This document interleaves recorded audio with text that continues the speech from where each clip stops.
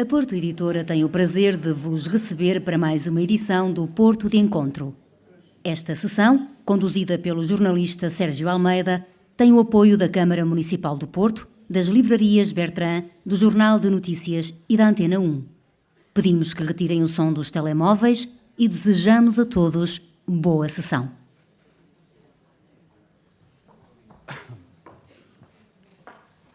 Ora, muito boa tarde a todos. Sejam bem-vindos ao nosso Porto de Encontro. No arranque de 2023, este ciclo de conversas com escritores, promovido pela Porto Editora desde 2011, tem para propor-vos uma tarde certamente aliciante, durante a qual vamos celebrar as palavras, a vida e a obra de um dos autores centrais, um dos poetas e não só centrais da literatura portuguesa do século XX, Eugénio de Andrade, nascido há exatamente 100 anos. Tal como acontece com a magnífica exposição que podem visitar no foyer, a arte dos versos, que no fundo reconstitui, oferecendo até alguns documentos inéditos ou raros, tal como acontece com essa exposição, comissariada por Jorge Sobrado e Rita Roque, nós também queremos evocar ao longo destes 90 minutos diferentes facetas da vida e obra de Eugénio de Andrade. E para tal temos a felicidade de contar com a presença, com o contributo de convidados de enorme valia. São os casos da professora universitária catedrática Isabel Ponce Leão, do médico e escritor professor Júlio Machado Vaz e também de Miguel Moura, afilhado de Eugénio de Andrade. As leituras, como bem sabem, são um momento nuclear destas sessões e desta feita temos o privilégio de contar com uma estreia, ela, Cristiana Sabino, que nos vai ler ao longo da tarde 2 excertos dos muitos poemas de Eugénio de Andrade. Para já é tempo de iniciarmos a conversa. Peço, por favor, uma salva de palmas para os nossos convidados.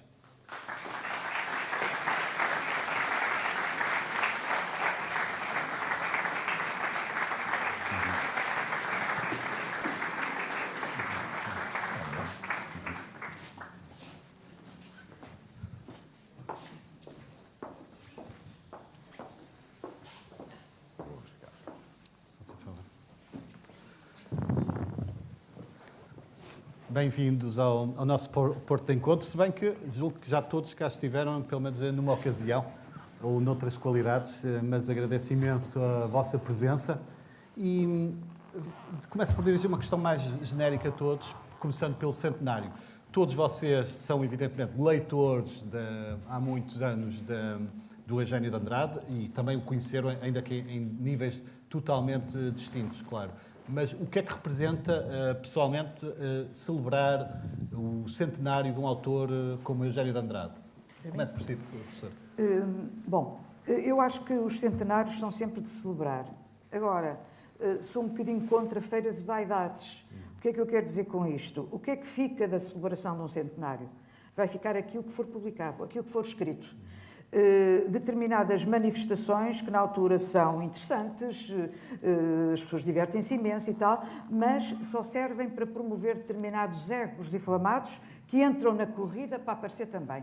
Portanto, eu respeito tanto Eugénio de Andrade, que espero, e estou a ver que sim, que o centenário dele seja estas pequenas coisas que falam dele e que não haja aproveitamento de ninguém para aparecer à custa de Eugénio de Andrade. E tive a ocasião, naturalmente, de olhar para o programa e de ver que quer aqui, quer em Lisboa, as coisas estão a ser tratadas com muita sensatez. É importante o centenário, é importante que o fulcro de um centenário seja o autor, neste caso, Eugénio de Andrade. Mas acha que o centenário deve ser fundamentalmente uma possibilidade de chegar a novos públicos, reavivar interesse, bem que no caso de Eugénio, obviamente, esse interesse se mantém, mas também de eventualmente aprofundar estudos e investigações? Aprofundar estudos eu não sei. Eu acho que é uma forma de divulgar. O centenário é uma luta contra o esquecimento. Aprofundar estudos, não sei, porque quem anda a estudar Eugénio nas universidades vai continuar. Não é por causa do centenário que isso vai acontecer. Mas eu acho que os centenários são sobretudo, importantes para o grande público, para que não se esqueça um poeta como este, que foi importantíssimo na literatura. Aliás, é o Herbert Welder que diz que ele é o maior poeta do... Uma célebre carta que escreveu. Uma célebre carta do final, dos últimos 50 anos do século XX. Eu falo dos últimos 50 anos para não chamar aquilo Fernando Pessoa à colação, porque são coisas completamente diferentes. Portanto, sim, Os centenários são extremamente importantes, não para quem já anda a investigar, mas sim para a divulgação, para a tal luta contra o esquecimento de que falo. Já vamos falar daqui a bocadinho, nomeadamente sobre a valia literária, os méritos literários que são muitos do Eugénio de Andrade. Professor, em relação a Eugénio, o que é que se lhe apraz dizer? É um leitor há muitos anos do Eugénio, conviveu também com ele. O que é que lhe sugere o centenário? Em primeiro lugar, o centenário, eu não podia estar mais de acordo. Quer dizer, eu não tenho nada contra o facto que estas realizações haja uma dimensão lúdica, festiva, etc. Mas a expressão tem direito de cidade. Se torna uma feira de vaidades, então, pronto. Na realidade, devo dizer que daquilo que vi da programação, isso tranquilizou-me. Porque está muito bem. está muito bem, não é? Em termos pessoais, é evidente que o facto de haver inclusivamente esta adesão, etc., é algo que me reconforta muito. Porque uma coisa é nós sabermos, mas somos suspeitos, pelo amor que temos pela poesia e pelo homem também, diga-se passagem. Uma coisa é nós estarmos firmemente convencidos que, na espuma dos dias, a poesia e o homem não são esquecidos. Não é? Outra coisa é termos confirmações deste género. E isso é profundamente E sobretudo agradável. uma sociedade, e a literatura também padece desse mal, virada cada vez mais para o presente, os autores, assim que desaparecem, tendem a ser esquecidos, infelizmente. É verdade.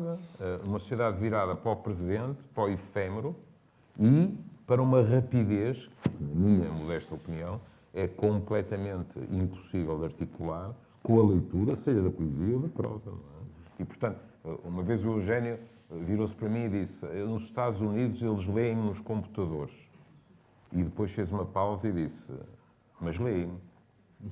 E eu também pensei assim: bom, eu também prefiro ler em livro, mas pronto.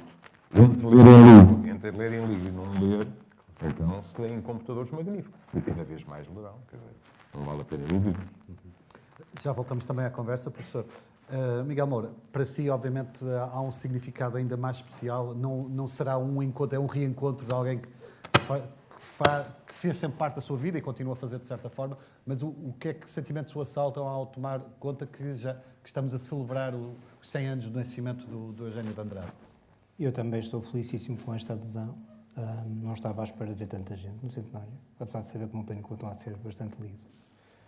Mas isto faz lembrar as sessões da Fundação Eugénio de Andrade, com a casa completamente cheia, as pessoas sentadas nas escadas. E sinto que era algo que iria deixar o meu padrinho bastante satisfeito, se ele pudesse assistir. Outro episódio que, de facto, também me agradou bastante foi ao chegar aqui. Foi uma luta da família. Quando chegamos aqui, vi todos os livros do meu padrinho expostos lá fora e disponíveis para o público. Isto, para quem está cá, pode não fazer muito sentido, mas em 2011, 2012, praticamente não havia livros de Eugénio Andrade disponíveis nas livrarias e foi uma luta muito grande, também com a ajuda da Porto Editora, para conseguirmos... Aliás, o primeiro Porto de Encontro há 10 anos que fizemos acerca do Eugénio foi precisamente a marcar o início da reedição da obra poética pela Sírio Alvim. Precisamente. E é um ritmo de cerca de 4 volumes por ano, fomos reeditando e neste momento toda a obra está disponível. E isso, de facto, foi uma luta de uma década, acho que é o mais importante e também ajuda a que possamos celebrar, noutra perspectiva, este centenário. Não é? Porque sinto que, neste momento, qualquer pessoa, qualquer jovem que esteja a entrar em contato com a poesia, com a obra do meu padrinho, não apenas a poesia e a prosa, mas com a obra do meu padrinho, consegue aceder a qualquer título, consegue aceder à obra completa e consegue apaixonar-se pela obra dele. O que é que gostaria que estas comemorações fossem, que trouxessem? Tem alguma expectativa a nível pessoal? Eu gostaria que voltassem, se é que é possível, voltassem a estimular o interesse na figura e na obra do meu padrinho.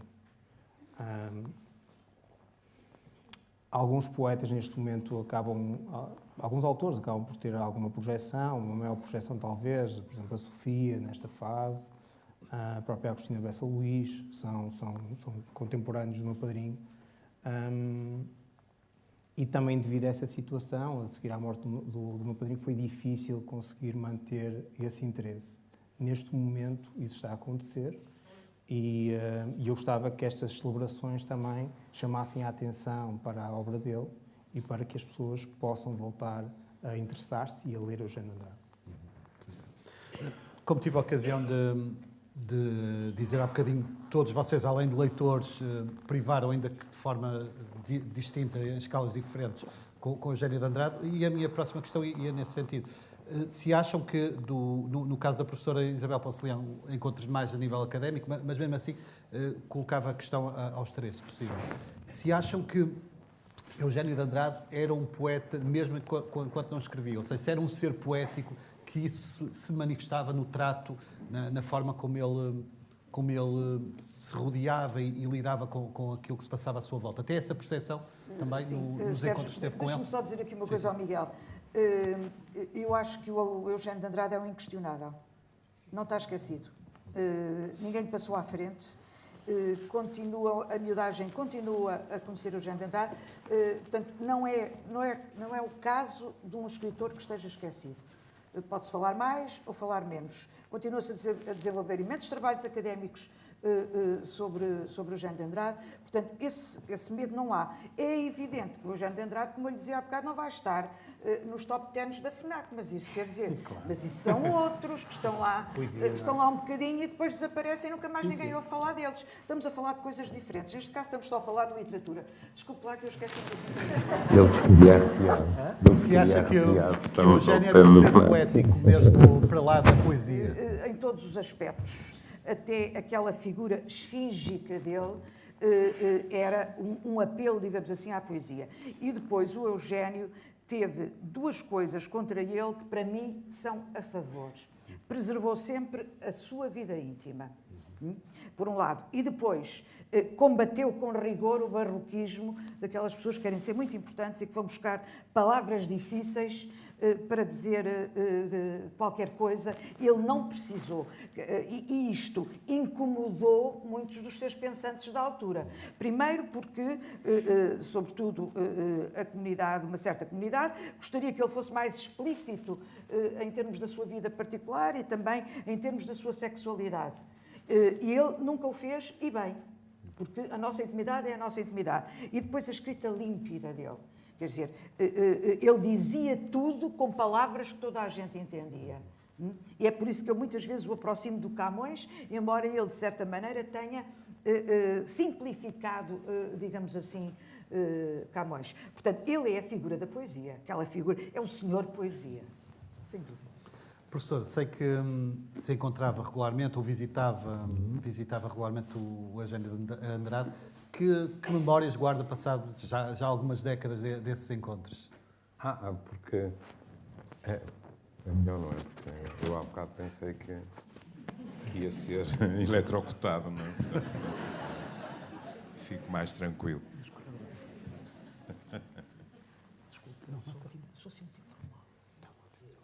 Uso este? É melhor, é melhor. Na questão, digamos assim, de haver uma certa figura poética, se calhar eu diria sucintamente como nós nos conhecemos. Porque, para mim, isso disse muito do Eugênio. Quando eu escrevi a minha tese de doutoramento, que era sobre o ensino da sexologia, já nessa altura eu utilizava a poesia do Eugênio, não só do Eugênio, mas sobretudo do Eugênio, e também arte, em termos de pintura, etc., nas minhas aulas. Uma nota de rodapé, podem imaginar com que alegria é que hoje eu tenho o João Luís Barreto de Guimarães a dar uma disciplina opcional onde eu ensinei para os alunos de biomédicas, acrescentemos, e a satisfação com que o vi receber o prémio recentemente. Mas estava eu a dizer, portanto, eu usava muito os poemas do Eugênio, porque, por aquilo que foi dito, alguns deles eram, para alguém que estava nessa altura, eu ensinava psicologia nessa altura, para quem ensinava psicologia, quase não era preciso estar a explicar aos alunos, estão a ver? Não. Lia-se o poema e muito do que eu queria transmitir, eles imediatamente captavam. E um dia eu atrevi-me e peguei na tese e mandei ao Eugénio. E como eu tinha previsto, não chegou resposta nenhuma. Pronto. E pá, aí 2 meses depois recebi um cartão que dizia assim: caro Dr. Júlio Machado Vaz, peço-lhe imensa desculpa pelo atraso dessa resposta, mas tive um problema de saúde e estive internado até e tal, e tal, e tal, e tal. Pronto. E eu fiquei eufórico. E não pedia mais do que aquilo, tinha a resposta. Acontece que o Eugénio, durante a sua vida, manteve uma relação de amizade ternurenta com uma prima minha, Maria José Machado Vaz. E um dia a minha prima disse-me: o Eugénio propôs que jantássemos juntos. E então fomos jantar para o Molho. E porquê é que eu digo que aí houve logo a dimensão poética? Porque o jantar correu muito bem, etc., mas para mim era um jantar, ponto final. Eu não ia tentar qualquer tipo de aproximação. Eu sabia, até por minha prima, da reserva do Eugénio, etc. E quando nos despedimos, ele chamou-me meio metro ao lado e limitou-se a dizer: dar-me-ia prazer que fosse tomar um chá comigo à minha casa. E eu, de repente, disse alto: alguém me está a dar um enorme privilégio. E eu disse: lá estarei. E esta abordagem, que podia ter sido feita de 1000 maneiras diferentes, a elegância dela, digamos assim, não é? Foi qualquer coisa que, para mim, remetia logo para a poesia. A partir daí, os encontros entre nós eram divertidos, eram estimulantes. Houve, pelo menos, uma altura em que foi preciso ser teimoso, quando lhe pedi para dizer um poema para o Sexualidades. Não é? E depois havia uma coisa no Eugénio que eu nunca duvidei. É que o Eugénio nunca deixou, pelo menos na nossa relação, não creio que o tivesse feito na relação com outras pessoas, o Eugénio nunca deixou. Eu costumo dizer, eu fui muito amigo do Eugénio e penso que ele, pelo menos, simpatizava comigo. Não quero entrar em megalomanias, mas essa relação cordialíssima entre nós nunca impediu o Eugénio de dizer a um escrevinhador aquilo que ele achava que devia dizer. Mesmo que por vezes pudesse ser considerado mais bruto, entre aspas, mas mais frontal. Não Foi tinha frontal, essa... sim. Não tinha nada a ver com brutalidade, não é? Eu tive essa experiência 2 vezes. Uma vez que escrevi uma carta ao Eugénio, e o Eugénio respondeu com um dos seus cartões, dizendo: mas, Machado Vaz, você é um escritor, está à espera de quê? Pronto, e eu fiz orelhas mocas. Mas depois eu atrevi-me a escrever um romance e mandei-lhe. E ainda me lembro da resposta, palavra por palavra, porque é de uma honestidade intelectual extraordinária. O Eugénio respondeu: Júlio, penso que nessa altura eu já tinha direito a Júlio, Júlio, li o seu romance e depois rezava assim, que tem páginas muito belas e outras que demonstram como você continua a ter falta de tempo para escrever como poderia escrever.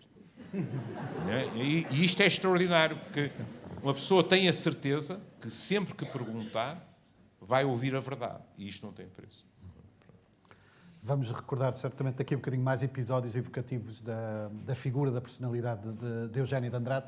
Miguel Moura, aquela questão que coloquei também aos professores aqui presentes, coloco assim, mas noutra dimensão, não é? Uma vez que teve outra esfera de proximidade. Sente ainda assim que o seu padrinho, o poeta Eugénio de Andrade, era poeta no cotidiano, era um ser poético, mesmo quando não escrevia poesia? Isso manifestava-se no trato? Sim, manifestava no trato, não. Manifestava-se naquilo que ele era e na forma naquilo que ele representava, porque tudo era poesia, não é? A música que ele ouvia constantemente era poesia e faz parte da poesia dele. Os filmes que ele via, os livros que ele lia, tudo era poesia. As experiências que ele ia tendo no dia-a-dia. Eu penso que já falei algumas vezes, publicamente, acerca do processo criativo do meu padrinho, a forma como ele escrevia. Ele, quando estava a criar, entrava num frenesim. E era um processo que demoraria qualquer coisa entre 6 meses a 1 ano para escrever um livro. E não gostava de ser incomodado nessa altura? Não tem a ver com isso. Obviamente, naqueles momentos em que ele estava a escrever, mas aí eu também não tinha grande convívio com ele. Eu começava às 6 da manhã a escrever, muitas vezes acordava às 6 da manhã e escrevia até a hora de jantar. Mas quando eu estava a falar que é um frenesim, porque ele escrevia, ele refazia, ele emendava, ele deitava fora. E nesse frenesim criativo, ele era capaz de escrever 60 poemas para um livro, num espaço de 1 ano, 6 meses, 1 ano, e desses 60 poemas aquilo ficava reduzido a 30 poemas, ou a 20 poemas. E esses 20, 30 poemas depois eram novamente trabalhados. Mas o que é interessante é que depois ele entrava numa seca criativa. E então ele passava 1 ano, 1 ano e meio, 2 anos sem escrever uma linha que fosse. Até que voltava novamente a entrar num frenesim para um novo livro. E estes ciclos foram uma constante ao longo de toda a vida dele. E talvez representem aquilo que... É quase como se ele estivesse, durante aquele período, a acumular experiências, a acumular informação para depois entrar no tal frenesim criativo. E era uma descarga. Ok? Era uma descarga, e quando ele finalmente ficava exausto, absolutamente exausto, mas quando ele finalmente ficava satisfeito com o resultado final, ia para provas, muitas vezes as provas ainda fazia uma emenda ou outra, o livro era publicado e ele entrava na tal seca criativa. E eu acho que isto representa a forma dele estar, a forma dele trabalhar, porque era tudo para ele. Não é? Como nós sabemos, o trabalho, ele foi inspetor dos serviços médico-sociais durante 36 anos. No dia em que ele fez 36 anos, ele reformou-se. Nunca mais quis saber daquilo para nada, porque era algo que apenas servia para ganhar a vida dele. Mas, mesmo nesse período, ele era um poeta. Ele escrevia. E estes ciclos aconteciam. Não é? Ele aí escrevia à noite, escrevia de manhã antes de trabalhar, escrevia no carro a caminho, porque ele tinha um motorista, por inerência do trabalho, no carro a caminho do trabalho. Mas eu acho que é interessante trazer isto para aqui, para se perceber como é que a poesia fazia parte da vida dele e era sempre uma constante, mesmo quando ele não estava a escrever. Vamos, não sei se quer acrescentar algo. Ia dar continuidade ao que estava a dizer. Ele chamava justamente à escrita a prática do desassossego. Justamente porque ele era de tal maneira perfeccionista que a escrita para ele era uma dor. Deixem-me ler-vos só aqui uma coisa muito pequenina que ele escreve em Rosto Precário, acho eu. A certa altura, justamente sobre a escrita, eu espero encontrar isto. Ele diz, em Rosto Precário, eu nem sequer gosto de escrever. Acontece-me às vezes estar tão desesperado que me refugio no papel como quem se esconde para chorar. E o mais estranho é arrancar da minha angústia palavras de profunda reconciliação com a vida. E acrescenta à frente, ler, ouvir música, viajar, amar um corpo jovem é bem melhor que escrever poesia. Aliás, escrever, já o tenho dito, nunca me deu prazer. Portanto, eu compreendo perfeitamente, era a missão dele, mas era uma dor. Aliás, isto acontece com vários escritores, justamente porque eles querem a perfeição, porque eles querem encontrar o verso perfeito, a palavra que diga tudo. Sem dúvida. Vamos já retomar essa conversa, mas para já sugiro que ouçamos o primeiro trecho de poemas de Eugénio de Andrade, lidos pela Cristiana Sabino. Boa tarde.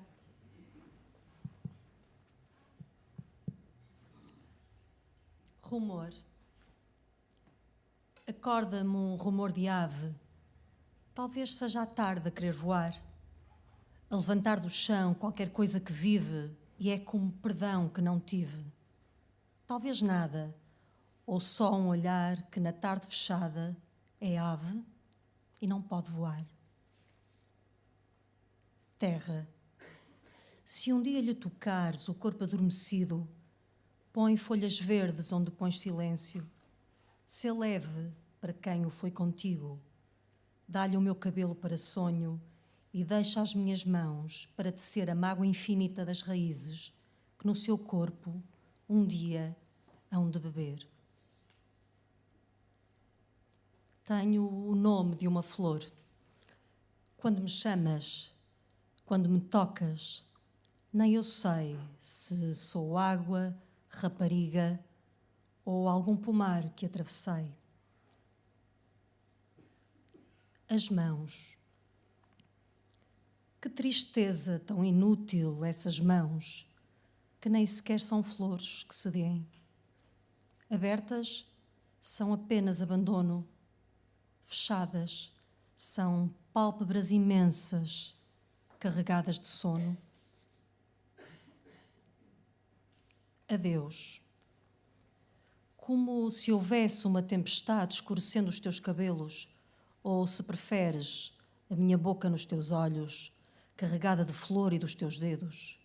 Como se houvesse uma criança cega aos tropeções dentro de ti. Eu falei em neve e tu calavas a voz onde contigo me perdi.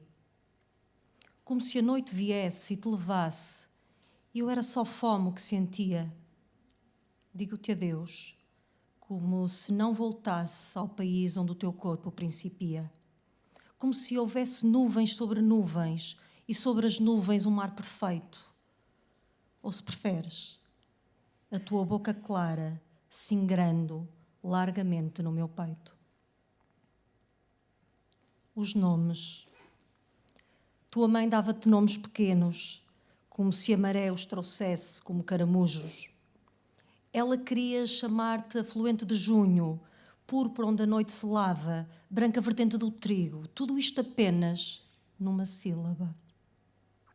Só ela sabia como se arranjava para o conseguir, meu baiozinho de prata para se pôr ao peito. Assim te queria. Eu, às vezes.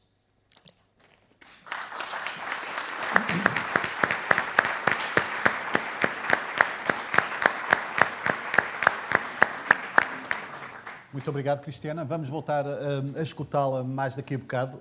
Para já, professora Isabel Ponce Leão, voltando a retomar a questão da exigência, do grau de exigência que Eugénio de Andrade colocava em tudo quanto escrevia, é sabido que ele renegou o seu primeiro livro, O Adolescente. Até que ponto é que essa decisão é um bom indicador do grau de exigência que ele colocava em tudo quanto fazia e se acha que esse grau de exigência se prolongou pela vida fora, mais de 50 anos de publicação e se o facto de ele ser um autor tão marcante se deve precisamente a esse grande rigor? Eu penso que isso que acontece com quase todos os poetas, se bem que, e o Miguel ajudar-me-á, alguns dos poemas de ansiedade depois vieram, alguns só, nas primeiras poesias, não é? Portanto, isto é natural, uma pessoa começa a escrever, são os verdes anos. E à medida que ele vai maturando a sua escrita, vai naturalmente descartando algumas coisas que foi feito. Eu costumo dizer que a poesia e a prosa também de Eugénio de Andrade me sugere duas palavras, exigência e pureza. E a exigência está justamente no rigor em que ele procura a palavra que possa dizer tudo e mais alguma coisa, aproximando-se, como eu há pouco disse, de um Camões nesse rigor, nessa limpidez, nessa correção gramatical, semântica, lexical. Relativamente portanto, não, é um poeta que não faz concessões rigorosamente a nada, nem a escolas, nem a nada. Relativamente à pureza, de facto, é cristalino. É cristalina, a seleção lexical é cristalina. E depois é polivalente, porque ele tanto é capaz de se enraizar numa poesia lírica popular, no caso de Lorca, que ele traduziu, como, pelas mãos de António Boto, ele conheceu a poética de Fernando Pessoa, que na altura ainda não era um poeta tão divulgado como é agora, e, portanto, ele foi da simplicidade para a complexidade.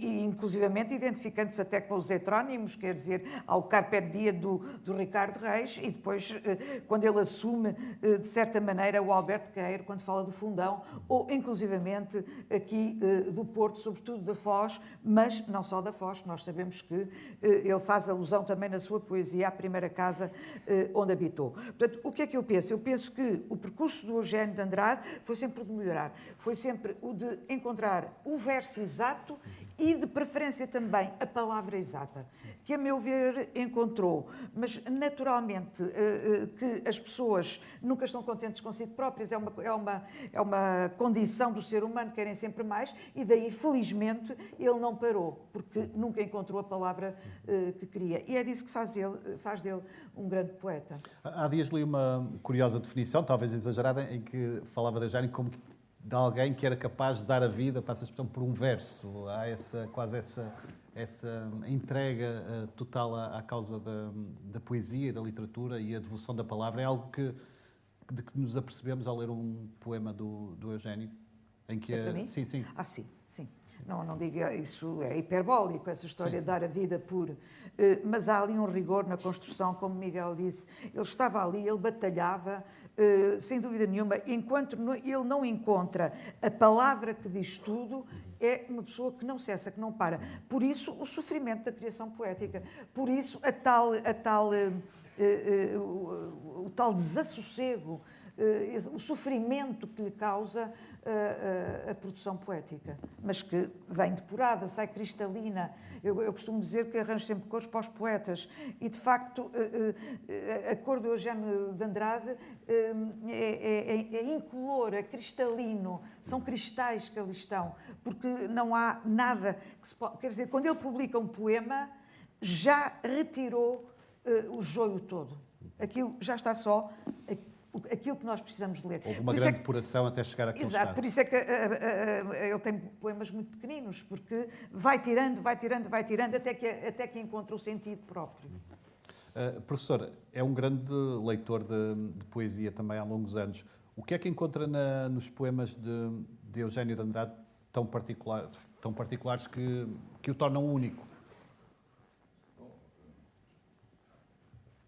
Isso também variou ao longo da minha própria vida, que também é lógico. Mas, como muitos outros que o disseram, de formas, aliás, deliciosas, eu sempre achei que havia muita luz na poesia do Eugénio.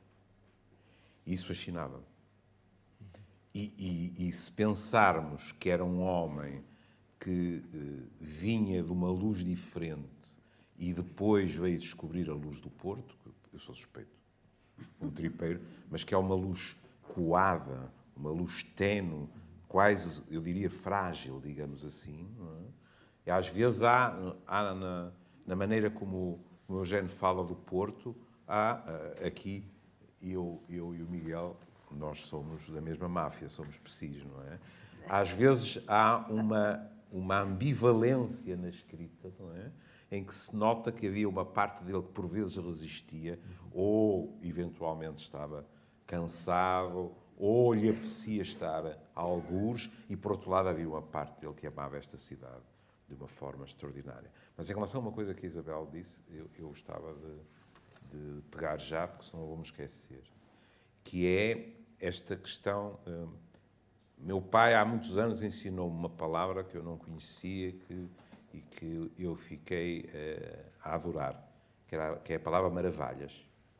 E um dia meu pai disse, sabe, meu filho, às vezes é preciso estar a trabalhar a madeira, etc, etc, e também a palavra, estávamos a falar do meu bisavô, e é preciso apurar aquilo tirando as maravilhas. E eu perguntei, mas o que é isso? E ele explicou, tirando o que está a mais, etc.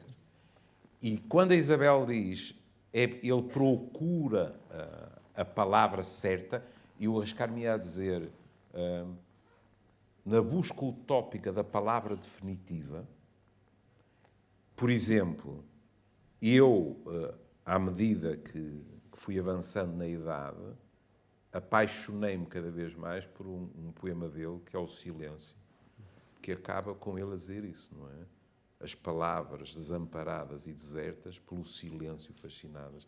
Às vezes, na poesia do Eugénio, e na de outros poetas, tem-se a sensação que a nostalgia é um dia eu vou chegar a uma palavra que depois de escrita será obsceno escrever seja o que for.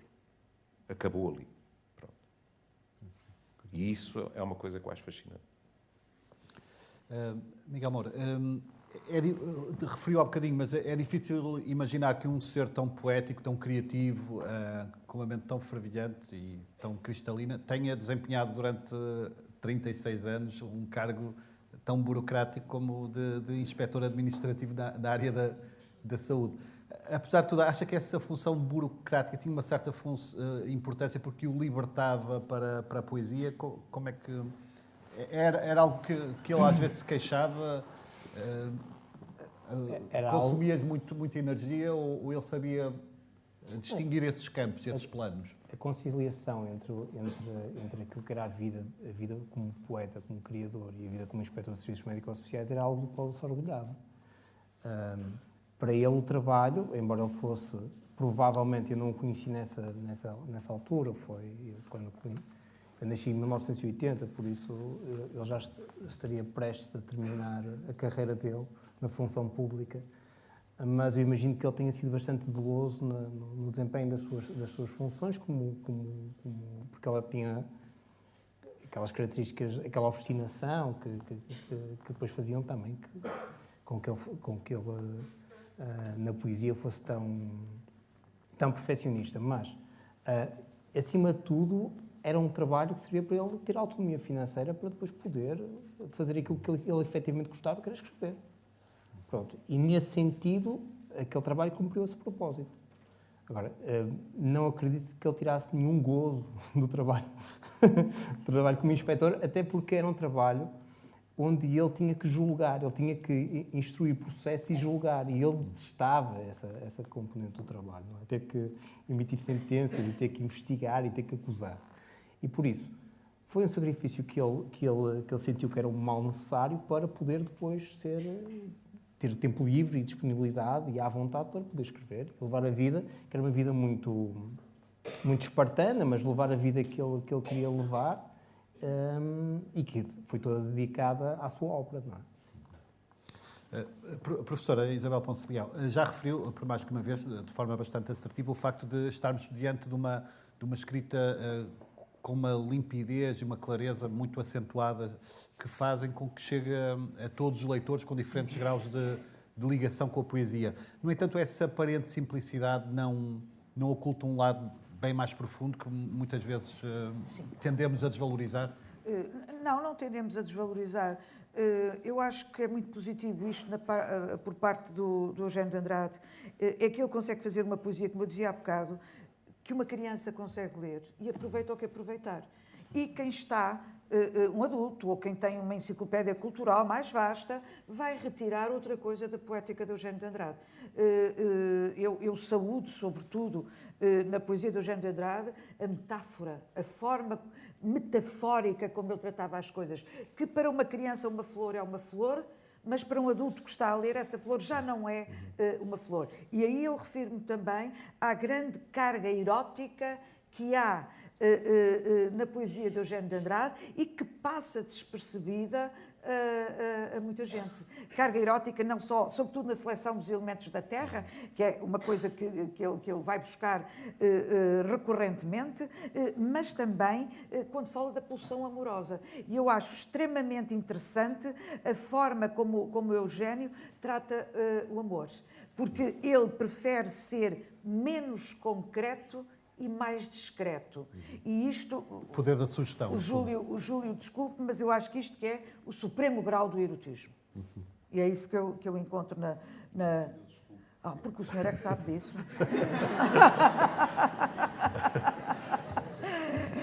O seu dono. Essas características de que falou... desse facto de poder ser entendido por uma criança, da poesia dele ser entendido por uma criança, facilita muito a aprendizagem e a tarefa dos professores, que nem sempre é fácil de conseguirem cativar os alunos para a beleza de um texto. No caso de Eugénio de Andrade, julga que essa missão fica facilitada? Fica muito facilitada e eu já há muito tempo que não vejo antologias do ensino secundário, mas o Eugénio de Andrade era constante. Aparecia sempre alguma coisa de Eugénio de Andrade. Os poemas mais conhecidos, os menos conhecidos, nem sempre os melhores, porque às vezes também estão gastos, não é? Estão adulterados, mas aparecia sempre. Eu acho que isso que é muito importante para um professor e o aluno adere, capta. Não capta tudo, capta aquilo que a idade dele lhe permite captar. E, como disse, é uma das grandes virtudes do Eugénio de Andrade, é chegar a vários públicos, a várias camadas de público. E são assim os grandes escritores. Professora Júlia Machado Vaz, é conhecido, tem um projeto também, juntamente com um músico, um pianista, Júlio Rezende, que é, no fundo, uma aliança bastante feliz entre a poesia e a música. E um dos poetas prediletos, ou de que socorre, ou que lê com frequência, é precisamente Eugénio. Não, o projeto nasceu por causa do Eugénio. Sim. Quer falar-nos um bocadinho dessa ligação? O que aconteceu, eu gosto muito da música do Júlio. E gostei muito, aliás, penso que sobre certos aspectos, foi o disco que fez o Júlio, em termos de notoriedade, subir 2 ou 3 degraus. Aquele projeto com a Amália. E eu ouvi o disco, gostei muito. E depois lá está as novas tecnologias. Eu não teria a desfaçatez de ir em busca do Júlio Rezende. Mas depois uma pessoa tem um computador à frente, tem uma coisa que se chama Messenger, vê que o outro tem uma página e a pessoa pensa assim, bem, eu mando-lhe uma mensagem, ele não responde, não há problema nenhum. E eu mandei-lhe uma mensagem e disse, gostei muito do disco, gostaria muito que você fizesse um disco com a poesia do Eugénio de Andrade. E o maroto respondeu, eu faço se o professor disser os poemas. E eu olhei para aquilo e disse, pronto, com a idade que ele tem, isto é uma brincadeira e tal, e disse, bem, vamos acalmar as hostes, não é? E disse, bom, eu acho que o que podemos tirar daqui, se vocês estiverem de acordo, é a próxima vez que eu for a Lisboa, o que corri o risco que fosse daí a 15 anos, porque para me tirarem do Porto é preciso um guindaste, mas enfim, eu propunha-nos tomar um café. Eu, se me é permitido o plebeísmo, eu não conhecia o bicho com que me estava a meter. Ele disse, sim. Então eu fui a Lisboa para um congresso qualquer e fomos para a Gulbenkian tomar o café. E ele a seguir disse, está ocupado? Eu não estava. Ele disse, quer vir à minha casa? Era muito perto. E eu cheguei à casa dele e ele disse assim, e se nós brincássemos um bocado ali no piano? Mas brincarmos como? Então, eu tenho aqui poesia do seu querido Eugénio de Andrade, o professor diz e eu improviso. E foi divertidíssimo, foi uma tarde deliciosa, porque depois a um poeta seguiu-se outro poeta, etc, etc. Pronto. E eu vim-me embora e pensei, pronto, isto deve ser, um bocado a Humphrey Bogart, isto vai ser o princípio de uma boa amizade. E foi. Mas como eu lhe disse, eu não conhecia o que é aquele maroto. E então recebi uma mensagem para aí 4 ou 5 dias depois, a dizer, marquei estúdio para o dia tal e tal. Eu disse, estúdio? Mas estúdio para quê? E ele, para o disco. Qual disco? O disco que vamos gravar. Nós vamos gravar um disco. Pois vamos, pronto, então está bem. E eu apareci no estúdio, completamente aterrorizado, nunca me tinha passado aquilo pela cabeça, não é? E gravámos o disco. E a seguir ele disse, professor, eu vou falar nessa altura, a minha agente e tal, e ela vai entrar em contacto consigo por causa das datas. E eu, como um disco rachado, disse, datas? Quais datas? As datas da turnê. Nós vamos fazer uma turnê. E a máquina pôs-se em movimento e tornou-se completamente imparável. E nunca, isso eu posso dizer, e nunca houve um concerto em que o Eugénio não estivesse presente, é evidente. Porque aquilo, cuidado, o próprio disco, estava-me a esquecer disto, o disco tinha apenas poesia do Eugénio e tinha poesia do Gonçalo M. Tavares, que é amigo pessoal do Júlio, não é? E de quem o Júlio gosta muito. Depois, como é evidente, nos concertos não podiam ser apenas esses dois. E, portanto, era um bocado assim, nós íamos para os concertos, eu levava 10, 15 poemas, não é? Ia-os dizendo, e ele depois escolhia aqueles que eu gostava mais para improvisar, não é? Isso depois, com a sucessão de poemas, com o aprofundar da nossa relação, acabou em espetáculos que eventualmente nos poderiam ter valido consequências graves, porque um dia ele disse-me assim, sabe uma coisa que eu gostava que o professor tentasse, porque foi uma grande luta para ele deixar-me tratar por professor. Hoje em dia trata-me por tu, mas foi preciso muita teimosia. Disse, não, assim como eu improviso no piano, eu queria que o professor improvisasse no poema. E eu disse, improvisar no poema? Mas como é que quer que eu improvise no poema? Eu queria que o professor depois alterasse a ordem dos versos e eu fiquei branco. E disse-lhe, você quer que eu cometa um assassinato, autenticamente. E ele ficou assim e tal, e disse assim, bom, então se lhe custa muito, ia-lhe pedir outra coisa. Então o que é? Lê o poema e depois improvisa sobre o poema com palavras suas. E uma ou duas vezes eu arrisquei. E devo-lhe dizer que foi divertidíssimo. Não sei se alguém no público teve alguma crise cardíaca, mas o homem é tão convincente que um dia chegou e disse, ó professora, eu hoje sabe o que é que me apetecia? Eu já estava a começar a ficar preparado para tudo. Disse, não, hoje apetecia-me que improvisássemos sobre música dos Beatles. Ele sabia que eu gostava de Beatles. E eu disse, e o que é que você gostava de tocar dos Beatles? E ele disse, o Yellow Submarine. E disse, olha, é uma boa escolha, uma coisa para as crianças, é agradável, é fácil, etc, etc. E então aconteceu o inenarrável. É que eu comecei por dizer o poema e no espetáculo seguinte, no ensaio, ele disse, o professor podia tentar cantar o refrão. E foi o que se chama um sucesso pela negativa, porque eu tenho o ouvido mais duro da cidade, desafino de uma maneira perfeitamente debochada e o público não resistiu. Achou que era o intervalo, o intermezzo cómico, não é? E foi um sucesso. Pronto. O passo seguinte era exibir Se quiser, posso-lhe dar... Não é completamente uma novidade, isso já está, mas posso-lhe dizer aqui, algumas das pessoas também não saberão, que juntámos uma terceira pessoa, a minha querida Inês Menezes, e gravámos agora em janeiro, está em fase de mistura, um disco, os três. Também com poesia e ele ao piano. Que bela notícia. Deixa-me só recordar, em relação aos espetáculos, nos momentos em que li os poemas de Eugénio de Andrade, sente que tem essa facilidade de tocar as pessoas. É que há poemas que são criados, ou que podem ser lidos, obviamente, em voz baixa, mas também há poemas que resultam particularmente lidos em voz alta. Pensa que no caso do Eugénio de Andrade há essa dupla vertente, que são poemas também para serem escutados, lidos em voz alta. Há alguns clássicos, não é, que é tiro e queda, se me permite, não é? Eu sei que não estou a arriscar nada, como não arriscava nada com os meus alunos. Quando eu digo o poema à mãe, não é, eu posso dizê-lo melhor ou pior, mas que toda a gente fica emocionada, isso eu sei. Que toda a gente percebe o que aquilo tem de descrição espantosa, de um lado, o caminho para a autonomia, e do outro lado, a pessoa que tem o receio, que é essa autonomia, que até é desejada por nós, pais e avós, etc., mas que há, muitas vezes, digamos assim, em pano de fundo, o receio que essa autonomia se traduza por uma distância que eventualmente se torne inultrapassável, não é? E por isso o poema é extraordinário, porque ele vai com as aves, mas garante-lhe, eu não esqueci nada, e põe lá a palavra a Deus. Não há cedências, como Isabel diz, não é? Pronto. Portanto, isso aí, desculpe, é assim a cobardia completa, não querer correr risco nenhum, não é? Com outras poesias do Eugénio, aí o risco pode ser maior, por exemplo.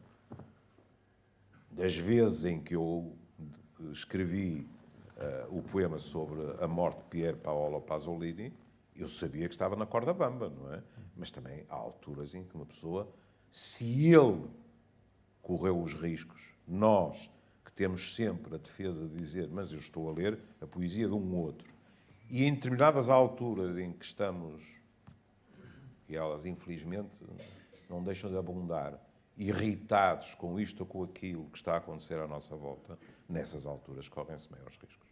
Mas o próprio Eugénio lia de forma sublime, não é? Nem sempre Sim. acontece com os poetas, mas... É isso verdade, aumentava- nem sempre acontece, é Exato. verdade. E isso aumenta a responsabilidade, sentia que era uma responsabilidade especial pelo facto de o autor dos poemas ser ele próprio um grande leitor.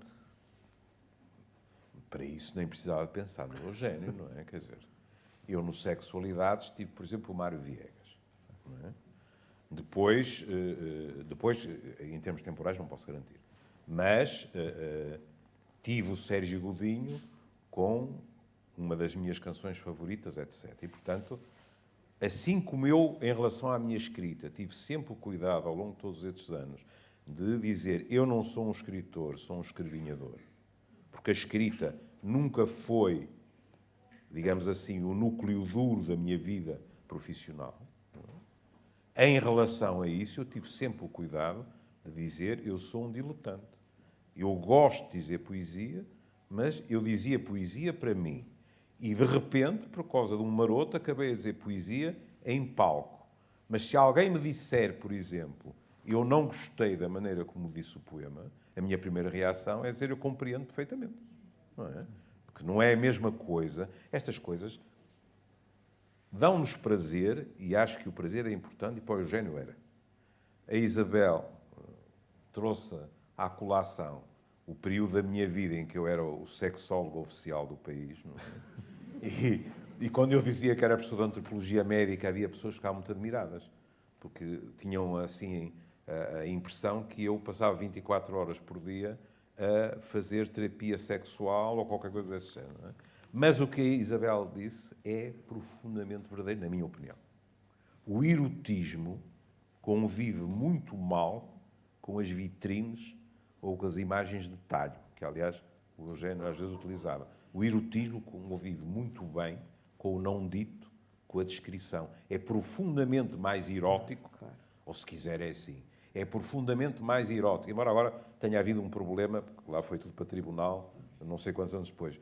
Mas eu lembro-me de ver o Romeu e Julieta de Zé Firelli e de pensar assim, sem aqueles cortinados ao pé da cama, esta cena não era erótica. E assim é profundamente erótica.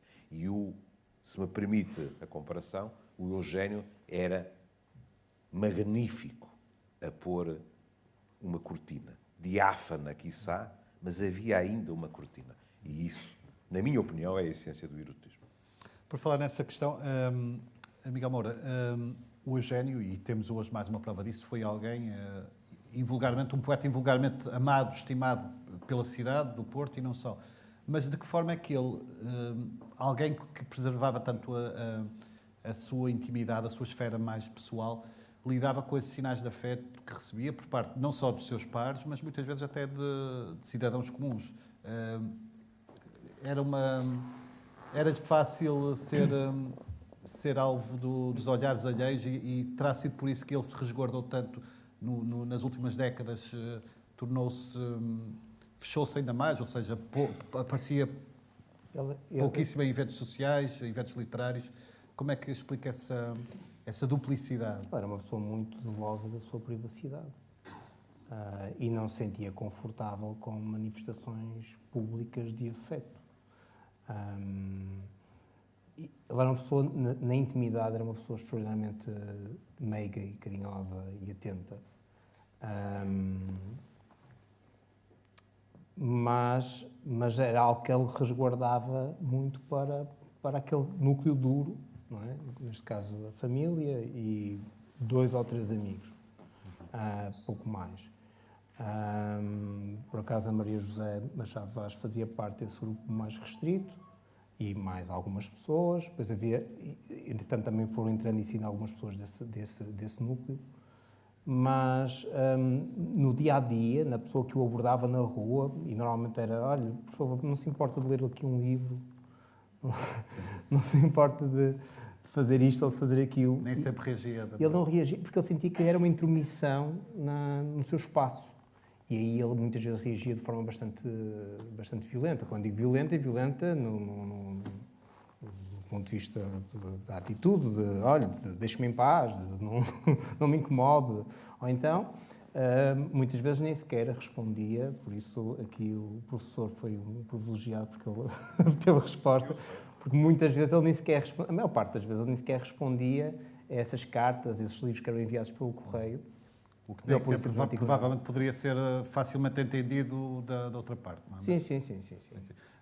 Há dias, curiosamente, o escritor Mário Cláudio, que também privou com ele, mas recordava numa publicação esse caráter de contrastes do Eugênio de Andrade, que era de alguém muito doce, mas também tinha um lado mais abrasivo, que também gostava de ser amado, mas também resguardava a sua intimidade.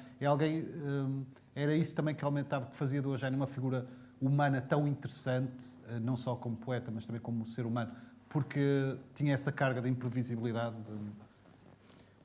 Eu não acho, sinceramente, não acho que isso aumentasse o interesse da personalidade dele. O que efetivamente acontecia é que ele era uma pessoa que tinha várias camadas.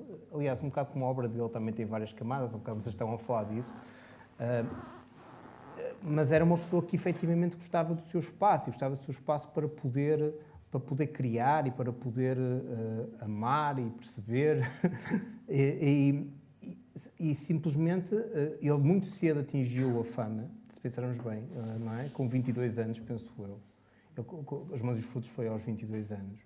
E rapidamente entrou em contacto com esse tipo de abordagens e penso que talvez terá sido um pouco por isso que ele desenvolveu resistências tão fortes para preservar a sua intimidade.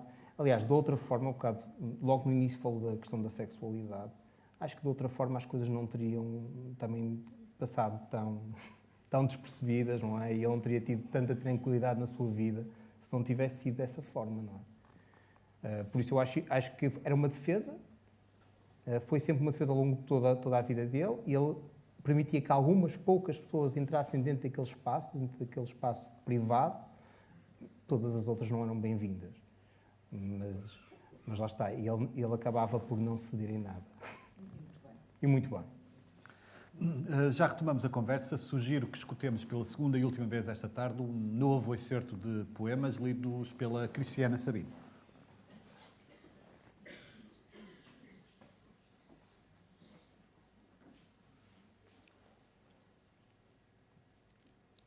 Epitáfio.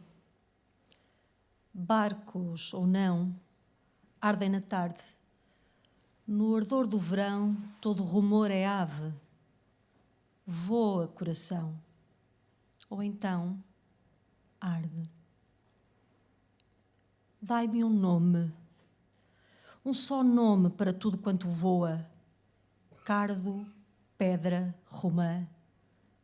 Um só nome para o desejo ser na manhã corola de cal, cotovia, chama subindo, baixando até ser incêndio de amor rente ao chão. Um só nome para que tudo, rosa, excremento, mar, possa entrar numa canção. De passagem, vinham ao fim do dia, talvez chamados pelo brilho dos dentes, ou das unhas, ou dos vidros. Eram de longe. Do mar traziam o que é do mar, doçura e ardor nos olhos fatigados. Chegavam, bebiam a púrpura dos espelhos e partiam, sem declinar o nome.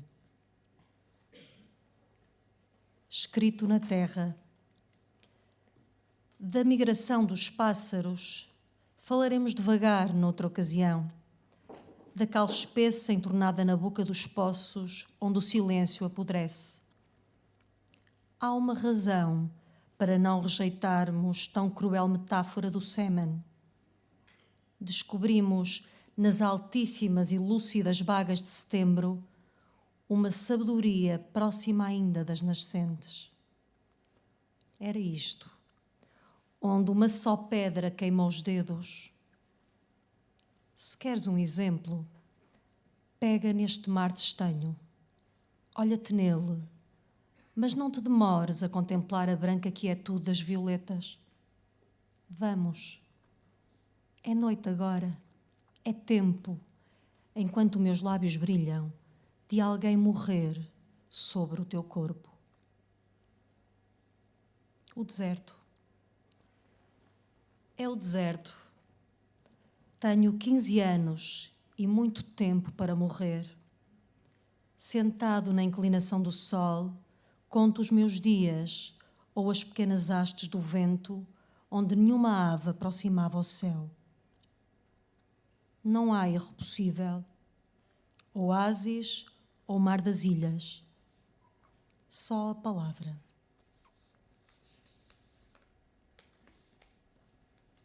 Sempre a água. Sempre a água me cantou nas telhas. Habito onde as suas bicas, as suas bocas jorram. As palavras que no cântaro a noite recolhe e bebe com agrado, sabem a terra por serem minhas. Não sou daqui e não vos devo nada. Ninguém poderá negar a evidência de ser chama ou água, fluir em lugar de ser pedra. Perdoai-me a transparência. Obrigada.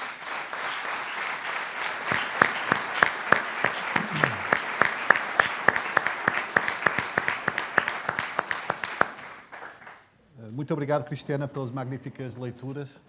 Professora, ainda antes de lhe colocar uma questão, penso que queria só fazer uma adenda em Eu achei relação ao que foi dito. interessantíssimo o projeto que o Júlio falou, porque se há alguma coisa na poesia do Eugênio de Andrade é justamente, há tudo, não é? Mas há também musicalidade. Musicalidade que ele vai buscar a uma certa ancestralidade. Quer dizer, a poesia começou por ser cantada e só depois é que foi escrita. E, portanto, toda a poesia dele é musical. Aliás, há uma carta do Lopes Graça, muito interessante, e não é por acaso que é o Lopes Graça, em que fala precisamente da musicalidade. Portanto, um especialista da música a ler o poeta de uma determinada maneira. E relativamente ao que disse o Miguel, da esfera pública e da esfera privada, todos nós temos direito a ter a nossa esfera pública e a nossa esfera privada. E eu acho que ele não ostentou a sua esfera privada e fez muito bem, é dele. Cada um é como é, nasce como nasce, não tem que andar a apregoar para os outros aquilo que é. E acho que é uma das características que revoltou alguns grupos em relação ao Eugênio de Andrade, mas é também aquela característica que faz dele um senhor, o tal senhor de poesia que Nuno Judice comparou a certa altura a uma daquelas esculturas. Há bocado o Júlio falou na cortina, não é? Uma daquelas esculturas que não é bem definida, que tem assim uns tracinhos indeléveis para que se possa adivinhar qualquer coisa. Eu acho que o Eugênio foi um sábio que nos tentou pôr sempre a adivinhar mais qualquer coisa. Era isto, Sérgio, desculpe. Não há problema. Mas olhando para a obra do Eugênio, que atravessa mais de 50 anos, não é? Confrontamos-nos com uma grande coerência, não é? Ainda assim, entre o primeiro e o último livro, mas acha que é possível detectar diferentes fases? O que é que o tempo, a passagem dos anos trouxe à sua poesia, sem entender, professor? Eu acho que sim. Eu costumo sempre ver fases nos poetas, até porque as fases depois coincidem, têm sempre pontos, fases secantes que se secam, não são tangenciais, são secantes. Mas no Eugênio eu consigo ver claramente três fases. É aquela fase inicial das reflexões metapoéticas, da procura da palavra, da procura obsessiva da palavra, e depois, aos poucos, sobretudo a partir de uma fase em que ele está há 2 anos sem escrever, como Miguel disse há bocado, ele vai amadurecendo e a sua poesia é cada vez mais autobiográfica, sem o ser, porque esta coisa da poética dos géneros autobiográficos é muito complicado. Não é que ele assuma como autobiográfico. Nós é que, ao ler, verificamos que estão ali as suas vivências por trás. E, finalmente, os últimos livros dele são já marcados pela memória, por as vivências, por aquilo a que nós podemos chamar envelhecimento. E isto é muito curioso porque vê-se através da opção cromática. As cores mudam um bocado das primeiras fases para os últimos livros que ele publicou aí a partir da década de 90. Mas isto é a minha percepção da obra do Eugênio de Andrade.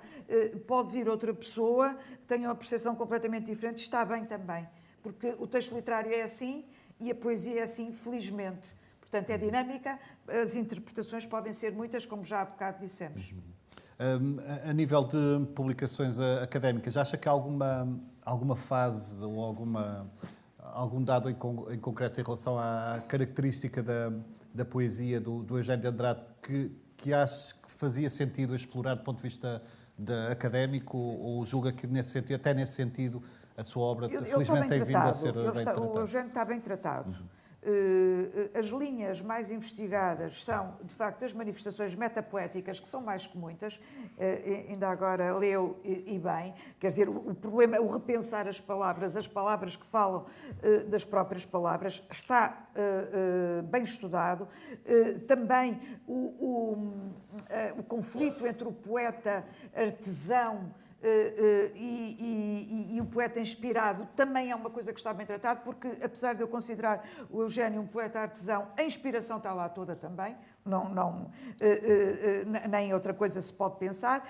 Outro problema que está, a meu ver, que merecia ser mais bem tratado, é de facto a pulsão amorosa na obra de Eugénio de Andrade. Podia ser mais bem tratada. Às vezes as pessoas também, na academia, têm tabus, não querem ir por certos caminhos, mas poderia levar uma volta, sobretudo, relativamente ao tempo que estamos a atravessar. A musicalidade está muito bem estudada, maiormente através de uma obra de António Oliveira.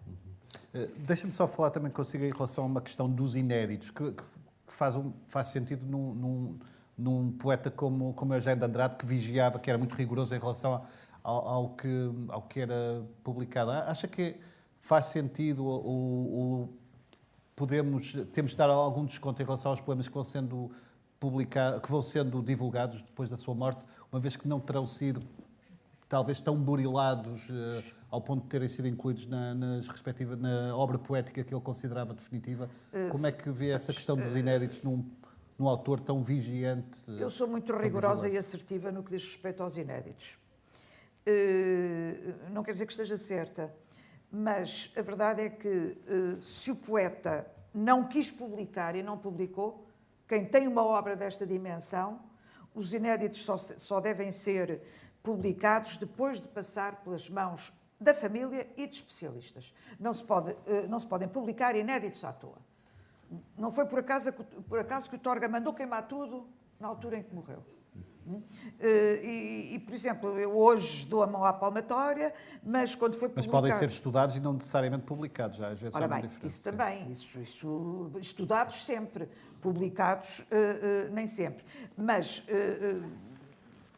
vou-vos dizer que errei uma vez, quando saíram as páginas do Diário Íntimo do José Régio, eu fiquei zangadíssima com o meu grande professor Eugénio de Lisboa, fiquei zangadíssima porque achei que transpareciam ali coisas que o Régio não gostaria que tivessem transparecido. Hoje, eu mudei um bocadinho a opinião.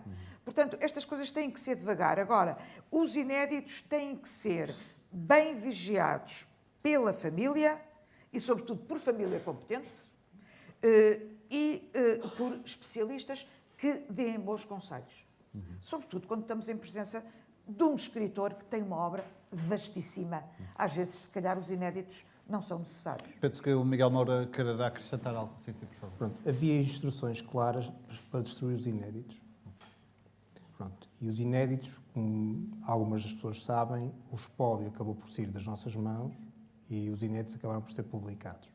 Mas havia instruções claras no Padrinho para destruir, até porque alguns deles surgem já numa fase em que ele está com um processo gerativo, aquela fase final da vida, e essa era a vontade do meu padrinho. No entanto, escapou-nos das mãos e acabaram por ser publicados à revelia. Agora, a responsabilidade da publicação cabe a quem decidiu torná-los públicos. Mas esses poemas nunca deveriam ter visto a luz do dia. Pelo menos na perspectiva da publicação. Okay? Sim, sim. Se depender da família... Se dependesse, até porque este rigor que sempre existiu, não é? Há pouco estávamos a falar do processo criativo e havia um grande rigor relativamente à questão do legado. Qual é que vai ser a minha obra? E quando o último livro é publicado, a obra estava fechada. E por isso, os inéditos não foram destruídos E quando ele efetivamente os quis destruir, já não tinha acesso a eles. E depois eles acabaram por ver a luz do dia. Foi com surpresa minha também que eu há relativamente pouco tempo me apercebi que existiam inéditos, não é? Porque eu pensei que eles tinham efetivamente tinham desaparecido. Mas acha que podem ser importantes para a investigação de académicos e não necessariamente serem publicados sob a forma de livro? Há essa diferença? Ou Foram escritos por um homem doente, num processo degenerativo. Eu acho que se calhar não deveriam ter visto a luz do dia. Ou então tê-los a anteceder um prefácio de um especialista Enquadrado. que explicasse e que enquadrasse a situação. No mínimo isso, não é? Embora mancharia sempre um bocado o legado, não é? Não, quer dizer, não há hipótese de manchar Eugênio de Andrade. Não há. Sim. Agora, verdade. talvez fosse desnecessário, eu não me quero pronunciar muito sobre isso, tenho uma posição muito radical em relação a isto e acho que se ele não publicou é porque não queria publicar e pronto, e acabou. Agora, também acho que, sobretudo para os estudiosos, por vezes abrem determinadas fronteiras. Quer dizer, tem sempre um aspecto perverso, dúbio, não é? A questão é que ele efetivamente deu ordens para destruir. Pois. E aí já... E aí deviam ter sido destruídos. Exatamente. Professor, olhando para a poesia do Eugênio de Andrade, vemos que se trata de um autor, até nisso, muito interessante, em que as marcas do tempo não estão muito visíveis, as marcas da temporalidade na maioria dos seus poemas. Julga que isso, de certa forma, também torna a sua poesia mais apetrechada para resistir à passagem do tempo? Não sei, talvez, mas gostava de fazer um comentário ao que acaba de ser dito. Quando alguém decide, este é o ponto final da minha obra, isto não é apenas uma questão literária. Isto é uma questão da autoimagem desta pessoa. E eu arrisco-me a ir mais longe. Isto é uma questão que vai ter repercussões naquilo que é o conceito de dignidade dessa pessoa.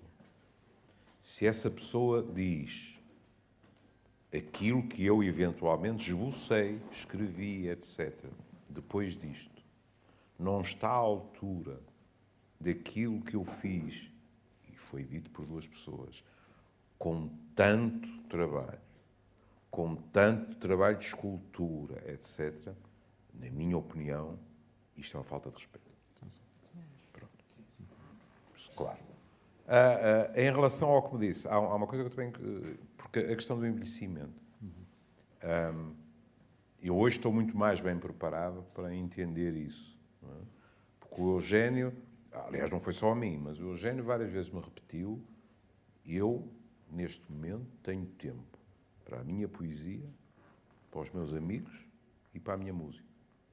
E o resto, ponto final. Porquê é que eu digo que agora percebo melhor? Porque aos 73 anos eu dou comigo a pensar o mesmo. Quer dizer, tem que haver uma hierarquia das coisas e das pessoas que me dão prazer para que eu saboreie o fim da vida o melhor que posso e sei. Não é? E isso nele era qualquer coisa que, para mim, hoje, acho que é ainda mais fácil de reconhecer que era verdadeiramente importante concentrar-se. E por isso ele me ralhava. Porque quando houve a questão de muros, nós conversámos. Não é? Quando eu lhe disse que tinha escrito praticamente Muros em Andamento, pela Galiza, ele ficou quase de cabelos em pé. E ele disse: Júlio, mas o que você devia ter feito era ter tomado notas. Depois, mas eu não tive tempo, porque eu tinha as férias para escrever, portanto tirei notas e escrevi em cima daquilo, depois praticamente o resto. E não se ficou por aí a crítica, porque depois, de vez em quando, eu lá ia ao chá, conversávamos tudo, e o Eugênio, com ar perfeitamente angelical, dizia: então, e o que é que tem andado a fazer? E eu dizia. E nessa altura, nós temos de fazer escolhas na vida, não é? A seguir às sexualidades, eu tinha de tal forma um número impossível de solicitações que eu fazia uma vida de saltimbanco, sobretudo nas escolas secundárias, a pedido das próprias escolas, das associações de pais, mais isto, mais aquilo, etc. E eu contava isso ao Eugênio, e o Eugênio é muito curioso, porque o Eugênio dizia: Júlio, isso é muito útil, mas ninguém pode escrever outro livro assim. acertou em cheio, como é evidente. Eu nunca mais me meti num romance. E, portanto, era ele, no fundo, a dizer, acabamos sempre no mesmo sítio, há escolhas a fazer. Não é? Eu, naquela altura, mas isto aqui também depende de outra coisa, que é preciso sentir dentro de nós aquilo que é mais fundamental. Não é? E eu, por exemplo, houve uma vez um diálogo entre mim e o professor Manuel Sobrinho Simões, vulgo Manelzinho, que é o meu irmão de afeto, em que o Manuel me disse, há pouco tempo, tu não achas que nós estamos a ficar um bocado divulgadores? E eu disse ao Manuel, eu fui divulgador a vida inteira e não me envergonho disso. Porque também é preciso divulgadores daquilo que é informação honesta, sobretudo num país como o nosso, não é? E, portanto, naquela altura eu não me sentia no direito de dizer não vou aos sítios, vou ficar em casa e trabalhando, como é evidente, não é? E vou escrever.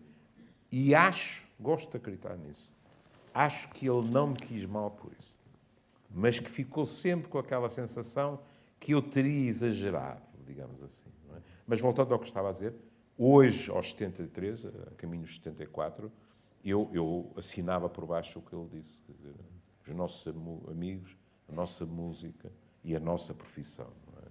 Não vou ao ponto de cantar a Casa no Campo da Elis Regina, não é? Mas andamos lá perto, é essa coisa. Já não estamos muito, muito longe do final, infelizmente. Deixem-me só dizer que, mesmo no final da sessão, vamos anunciar os próximos 6 convidados, até junho.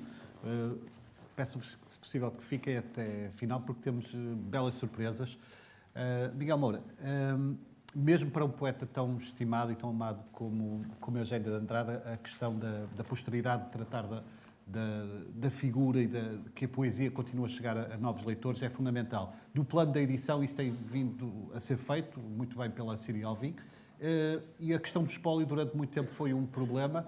Acha que a recente transferência de parte significativa do seu espólio para a Casa dos Livros, pertencente à Faculdade de Letras, pode ser um contributo para que chamar mais leitores e que a sua figura e a sua obra continuem a despertar a atenção devida? Acho que sim. Após a extinção da Fundação, e a ideia da Fundação era funcionar quase como uma casa-museu, a ideia sempre foi essa, não é? Usar o espólio e permitir que as pessoas pudessem perceber como é que o Eugénio de Andrade vivia, os livros que tinha, os discos, tudo aquilo que o rodeava. Não sendo possível a manutenção disso, porque houve a extinção em 2011, acho que é uma boa solução alternativa, até porque eu, em conversa com o Sr. Diretor, antes aqui da nossa sessão, percebemos que já há alguns convites para de alguma itinerância da exposição e, por isso, acho que é uma forma de o espólio dele estar acessível, o espólio do qual ele tanto se orgulhava, não é?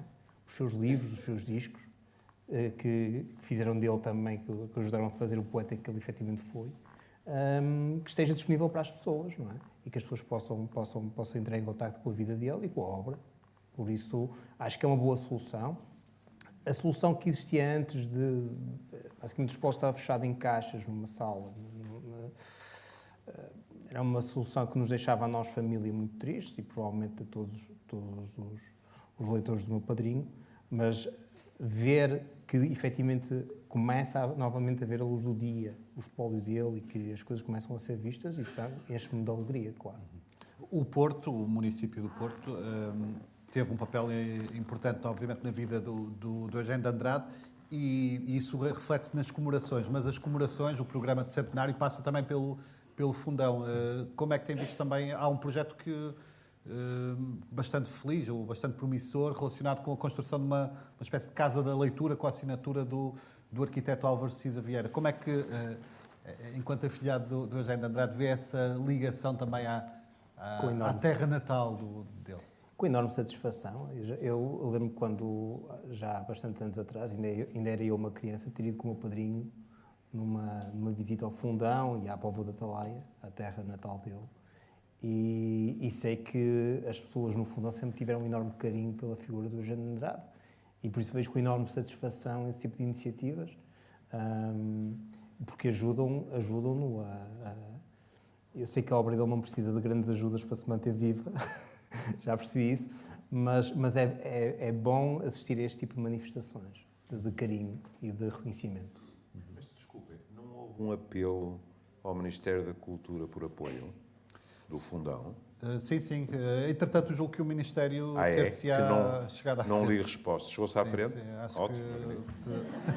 que Pelo menos o Sr. Ministro esteve Estava a cá. decorrer comemorações. Pelo menos o Sr. Ministro esteve cá, o Ministro da Cultura esteve cá na Teve. inauguração da exposição, por isso. Está bem, mas isso não me garante quer dizer nada em nada. relação ao Fundão. Isso já eu sei. Nem ao fundão, nem a nada. Vamos terminar, mas lanço uma questão final, que até o título de uma notícia saída há pouco tempo, quando o centenário, julgo do jornalista Luís Miguel Queiroz, em que dizia de forma feliz: é possível continuar a ler Eugénio como se fosse a primeira vez? Há esse apelo, sente isso, que é um autor a que voltamos com a sensação quase inaugural de que estamos a ler aqueles poemas pela primeira vez, professora? Claro que sim. A poética de Eugénio de Andrade enraiza na tradição portuguesa, quer por aquele sabor quente, mediterrâneo que ele nos passa, quer por aquela figura da mãe omnipresente. E, portanto, essas raízes na ancestralidade e na cultura, nas características culturais de um povo, faz com que haja sempre motivos renovados para se ler a sua poesia e que essa poesia, porque é polissémica e porque é dinâmica, seja sempre lida de maneira diferente e sempre atualizada de acordo com o momento em que vivemos. Isso é inquestionável. Eu acho que já respondi, porque foi dependendo do passar dos anos comigo e ainda hoje depende, por exemplo, do meu estado de espírito. Não é? O livro do Eugénio sempre esteve na minha mesa de cabeceira, não é? Mas eu às vezes faço o trajeto ao contrário, que é, dou comigo a ler e depois a perguntar, esta é a nossa formação profissional, porque é que hoje eu estou a ler este poema? Às vezes as conclusões não são propriamente otimistas, não é? Mas não interessa.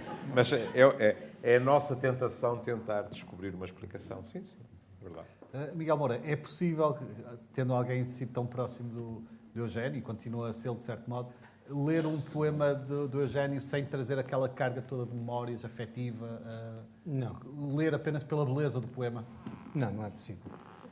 Até porque muitas vezes, com a obra mais tardia, obviamente, mas aquela novinha e outras foi escrita comigo, no sentido em que ele me ia lendo os poemas e eu ia dizendo: eu gosto deste, eu tinha 6 anos de idade, atenção, mas eu gosto deste, não gosto tanto deste, e ele ia fazendo a seleção com base naquilo que eram os meus gostos, por isso, e fazia a revisão das provas muitas vezes, porque preciso de uns olhos diferentes. Então eu lembro-me que era adolescente, 14, 15 anos, e fazia a revisão das provas tipográficas antes de ir. Porque às vezes me escapam gralhas. Olha, vê aqui. E eu lembro-me de estar a fazer esse trabalho com o meu padrinho. Por isso é muito difícil. Há muito afeto, muitas emoções associadas a muitos daqueles livros, a muitos daqueles poemas.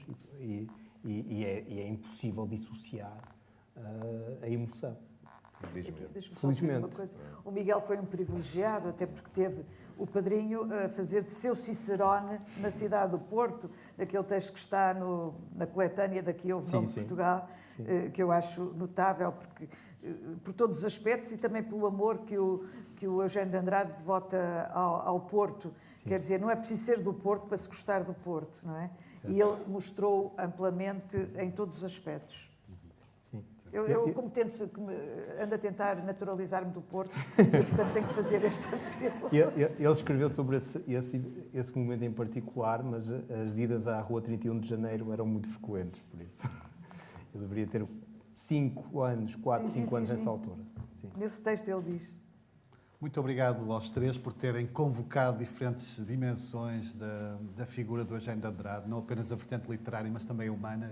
Foi um privilégio ter feito parte desta conversa. Espero que também tenham gostado, tanto como nós, deste momento. Um agradecimento também muito especial à Cristiana Sabino. Esperamos voltar a contar com ela em breve. Vamos então revelar, se for possível, então, os convidados das próximas sessões. Rosa Monteiro, a 18 de fevereiro. Richard Zimmler, cujo segundo volume do novo romance vai sair também em março, 11 de março. Filipa Martins, que tem uma biografia de Natália Correia pronta para sair nessa altura. João Luís Barreto Guimarães, Prémio Pessoa, que vai ter em breve também a sua poesia reunida e, claro, Sérgio Godinho a 17 de junho. Portanto, 5 sessões extraordinárias por vir e que esperamos poder contar com a vossa companhia, que é imprescindível para o sucesso, para a continuidade deste evento. Muito obrigado a todos. Boa tarde.